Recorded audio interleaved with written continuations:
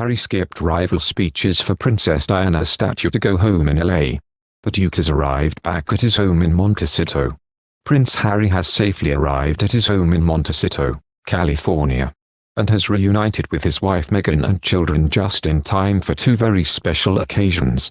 And the royal landed in LA on Saturday morning after a flying visit to the UK. The Duke only arrived in England on Friday the 5th of June, and is believed to have spent the first 5 days of his week-long trip in self-isolation before making a couple of public appearances. He surprised guests at the Well Child Awards on Wednesday afternoon following a negative test result, before attending the Princess Diana statue unveiling ceremony at Kensington Palace's Sunken Garden alongside his brother Prince William the following day. However, there may be a very good reason why Harry didn't waste any time in making his way back home. Not only does Sunday the 4th of July mark 1 month since he and Meghan welcomed their second child together, daughter Lilibet Diana Mountbatten Windsor, but it is also Independence Day in the United States. The Duke and Duchess of Sussex celebrated their first 4th of July, a public holiday in the US, that commemorates the adoption of the Declaration of Independence, together last year while residing in Tyler Perry's £15 million mansion with their son Archie. Although it remains unknown how the family spend the holiday, the Sussexes will no doubt honor the occasion in their own special way given that it's a double celebration. Meanwhile, Thursday was a very moving day for both Harry and his brother, as they unveiled the long-awaited statue of their beloved mother in an emotional and intimate ceremony at her former home. They were joined by 13 other guests, including their mother's siblings, Charles Spencer, Lady Sarah McCorquodale and Lady Jane Fellows.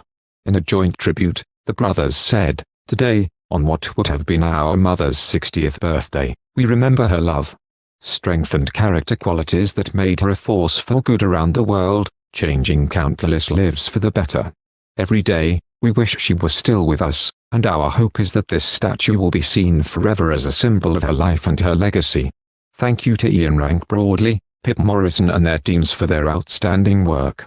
To the friends and donors who helped make this happen, and to all those around the world who keep our mother's memory alive." The stunning artwork, cast in bronze, depicts Diana in the later years of her life, surrounded by 3 children. They demonstrated a constructive way of dealing with differences, royal historian Robert Lacey told.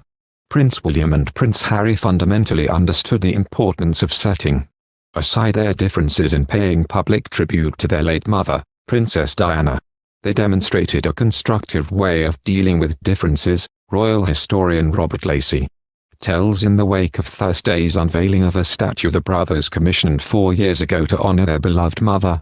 They were, not sweeping their differences under the carpet but acknowledging more important things, and doing that in a way that warmed everyone's heart, says Lacey, who has explored the tensions between William and Harry in his book Battle of Brothers. At Ken Worth, who led the personal protection of Princess Diana and her sons for several years in the late 80s, it was their idea and it was a joint effort. Lacey says the prince's restraint illustrates their public style, both on their own and individually. Despite speculation that William and Harry might each deliver a speech for the occasion, they ultimately issued a joint statement, saying in part, "Today, on what would have been our mother's 60th birthday, we remember her love, strength and character qualities that made her a force for good around the world, changing countless lives for the better. Every day, we wish she was still with us, and our hope is that this statue will be seen forever as a symbol of her life and her legacy." Says Lacey of the statement, "It was a very well-judged decision not to have speeches. The idea of rival speeches could have been disastrous, but to bring out a considered joint statement was perfect and shows a way ahead." Prince Harry and Meghan Markle have expanded their team, welcoming Rebecca Sananas to the podcast arm of Archival Audio. Rebecca will be joining Archival Audio as the head of audio, reporting to Ben Browning, head of content for Archival. She will be joining the Archival team in August to lead the organization's creative partnership with Spotify. Archival Audio was founded by the Duke and Duchess of Sussex in 2020 to produce programming that uplifts and entertains audiences around the world by spotlighting diverse perspectives and voices. As head of audio, Rebecca will bring powerful stories to life and build community through shared experiences and universal values. In a joint tribute to their mother, The brothers said, "Today, on what would have been our mother's 60th birthday, we remember her love, strength and character qualities that made her a force for good around the world, changing countless lives for the better." When Harry arrives back in LA, he will reunite with Meghan, as well as their 2 children, Archie and Lilibet. Thank you for watching. If you like our video, would you please help us like, share and subscribe our channel. Wish you happy to see our videos. Thank you very much.